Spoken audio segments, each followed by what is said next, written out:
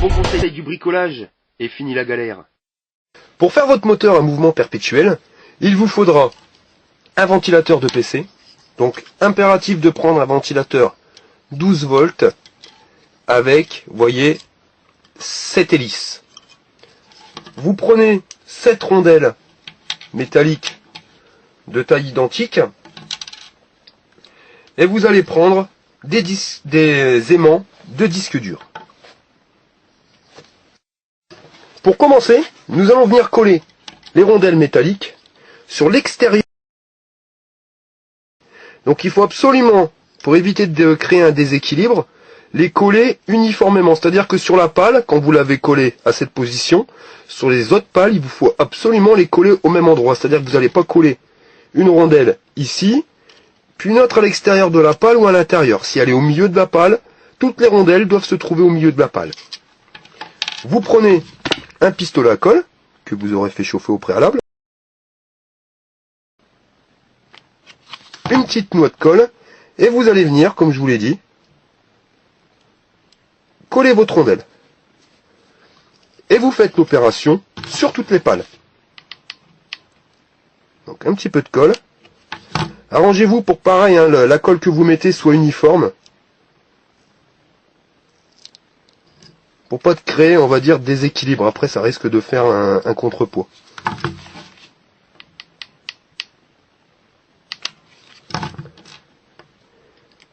Et vous répétez l'opération sur toutes les pales. Voilà, donc les rondelles métalliques ont été collées, comme vous pouvez le voir. Maintenant, nous allons coller les aimants. Alors sur les aimants, il est impératif, donc c'est de récupérer des aimants de disque dur. Pourquoi? Parce que vous avez la même magnétisation. D'en récupérer donc 3 entiers et un quatrième que vous auriez coupé en deux. Vous voyez? Coupé en deux. Donc vous allez prendre le premier des plus gros aimants et vous allez venir le coller sur un coin. Vous voyez? Donc il faut absolument pas qu'il touche les hélices, mais qu'il soit assez près pour attirer le champ magnétique. Donc vous allez venir mettre votre colle et appliquer votre premier aimant comme ceci sur le ventilateur. Donc veillez bien à ce que ça ne touche pas. Hein. Vous voyez, on commence déjà à voir le mouvement. Ensuite, comme vous pouvez l'observer, c'est pour ça qu'il est impératif d'avoir des ventilateurs à 7 pales, vous allez voir que les pales sont décalées par rapport au coin. Et bien ça va nous servir. Vous allez reprendre un deuxième aimant complet. Vous allez combler de colle dans le deuxième coin. Et vous allez poser votre aimant à l'identique. Vous voyez, on fait juste dépasser un petit peu. Ça ne touche pas. Là, on commence à voir qu'il manque pas grand chose pour que ça se lance. Donc les deux aimants sont collés, nous allons coller le troisième. Et vous allez voir que quand on commence, vous voyez, quand on commence déjà à remettre 3 aimants, on commence déjà à voir l'effet, on va dire, de mouvement. Donc, même punition, vous prenez votre colle, vous le mettez au coin, et vous superposez votre aimant.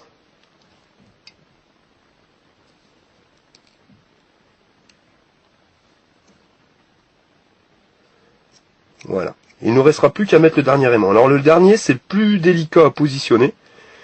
Je vais vous faire voir. Donc le plus délicat des aimants, ça va être le quatrième, donc le demi-aimant. Pourquoi demi? Pour qu'il y ait un champ magnétique qui soit inférieur aux autres. Parce que si vous avez un champ magnétique qui va être identique sur les 4 coins, au bout d'un moment, votre moteur va s'arrêter. Donc là, le plus délicat, c'est vraiment de le positionner. Donc vraiment être sûr qu'il soit positionné aux 3 coins pour les 3 aimants, les 3 premiers aimants. Et ensuite, avec votre aimant, vous allez venir vous rapprocher tout doucement donc des rondelles. Comme je vous dis, hein, c'est pas le plus facile. Donc vous approchez. Et quand on retire, regardez, ça s'arrête. Voilà. Donc vous voyez, je crois que sur le centre, ça devrait être bon. Donc on va recommencer. On l'approche. Ouais.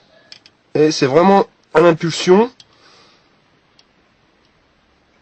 c'est au millimètre. Voilà. Donc vous bloquez. Quand vous voyez que votre moteur commence à tourner, vous savez que l'aimant, vous devez le mettre là. Donc vous allez retirer l'aimant et vous voyez que dès que vous retirez l'aimant, bah, le moteur va avoir tendance à s'arrêter. Alors, je vais venir coller l'aimant.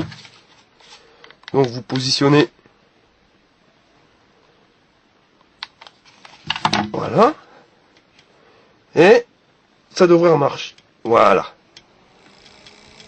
Donc bien le positionner. Et voici, vous voyez, votre moteur perpétuel est maintenant créé. Voilà, donc votre moteur tourne, vous allez le poser sur la table pour être sûr que vos aimants sont bien réglés, parce qu'il y arrive, hein, je ne vais pas vous mentir, sur ce tuto, j'ai dû recommencer 4 fois au niveau des aimants, parce qu'il suffit juste qu'il y ait un des aimants qui soit pas bien positionné, et votre moteur va prendre du retard et va finir par s'arrêter. Donc vous faites le test, vous le posez. Désolé pour le petit bruit de vibration, mais vraiment il faut regarder. Hein. Ouais, c'est bon, ça fonctionne. Donc une fois que vous avez calé les aimants sur votre ventilateur, il vous restera plus qu'à exploiter, on va dire, le courant qui sort de la fiche. Parce que c'est l'effet inverse, c'est-à-dire que si votre moteur tourne, bah, il crée du courant, il devient un générateur. Un moteur où vous injectez du courant, il tourne, c'est un moteur. Quand ce moteur tourne, mais qu'il n'a pas de courant, c'est lui qui va créer son propre champ magnétique et qui va créer le courant. Il devient un générateur. Donc pour convertir en 220, parce que n'oubliez pas que on a utilisé un transformateur de 12 volts, enfin un moteur de 12 volts, il va nous falloir un transformateur de 12 volts. À savoir, comme il y a des pertes, moi je préfère utiliser, donc je sais pas si vous voyez hein, sur la vidéo, c'est un transformateur 9 volts, mais impératif, un assez puissant, donc là vous voyez 12 volts ampères, ce qui quand même permet d'avoir une bonne patate, et en alternatif, c'est impératif. Avant toute chose, avant de le raccorder, là vous avez la prise 220. Donc logiquement vous mettez la prise 220 dans votre réseau, donc dans votre prise électrique, et vous allez convertir du 220 volts en 12 volts de sortie. Enfin, là en l'occurrence 9 volts. Là on va faire l'inverse, c'est-à-dire qu'on va injecter du 12 volts dans le secondaire du transfo, et donc en primaire il va nous sortir tout simplement du 220. Donc avant toute chose, le primaire qui ici va devenir le secondaire, vous allez le couper. Vous coupez le fil. Voilà. Vous allez le dénuder. Faites impérativement ça avant de raccorder votre transformateur. Sinon vous allez vous prendre une châtaigne, il va être sous tension, vous allez vous prendre du 220. Hein. Vous prenez, vous dénudez les fils. Et vous allez venir y raccorder une simple multiprise, une triplette, hein, ce que vous voulez. Ça sera les prises qui vous desserviront du 220. Pour éviter de prendre une châtaigne, vous voyez, vous allez venir visser les dominos directement sur la multiprise, ce qui nous permettra d'isoler le système.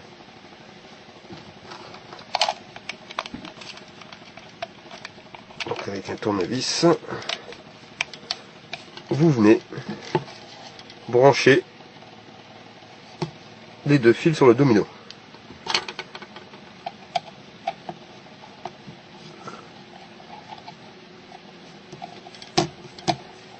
Nous allons nous occuper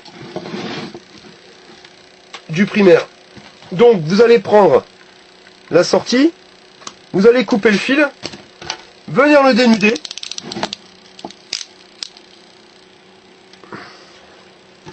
Ensuite, vous allez venir couper le fil du ventilateur. On va essayer de récupérer, de couper directement la gaine. Vous allez couper le fil jaune. Pour l'expérience, on aura besoin uniquement du fil rouge et du fil noir. Donc je vous disais donc de venir raccorder le fil noir sur un domino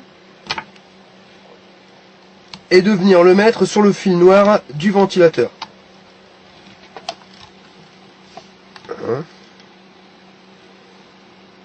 Par contre, n'oubliez pas, il est vraiment impératif d'avoir branché à la sortie du 220 un domino avec votre multiprise. Si vous n'avez qu'un appareil à raccorder, genre une seule ampoule, un seul circuit éclairage, vous n'êtes pas obligé de mettre la multiprise. Là, c'est vraiment pour la démonstration. L'électricité, c'est quand même de sacrées économies. Vous voyez? Donc là, vous avez le transfo. Et là, dans la logique, vous devez avoir 220 volts directement à l'intérieur de votre prise.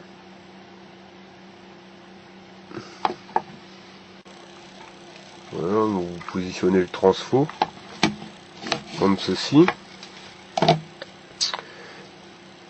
Et nous allons faire le test. Donc nous allons maintenant passer au test de notre machine. Alors, vous allez le voir, nous allons brancher une première ampoule. Donc ampoule que voici. Nous branchons directement donc le fil sur la prise. Voilà. La première ampoule fonctionne. Nous allons raccorder une deuxième ampoule.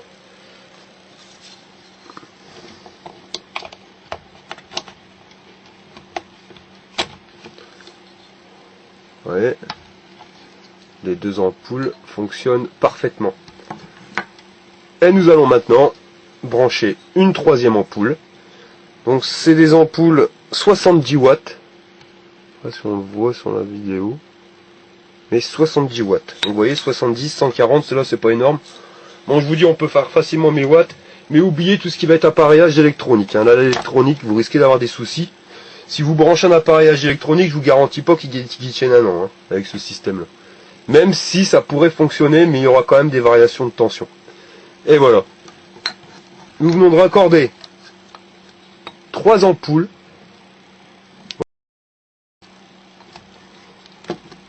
Aucune triche, aucune. 3 ampoules fonctionnent sur notre système.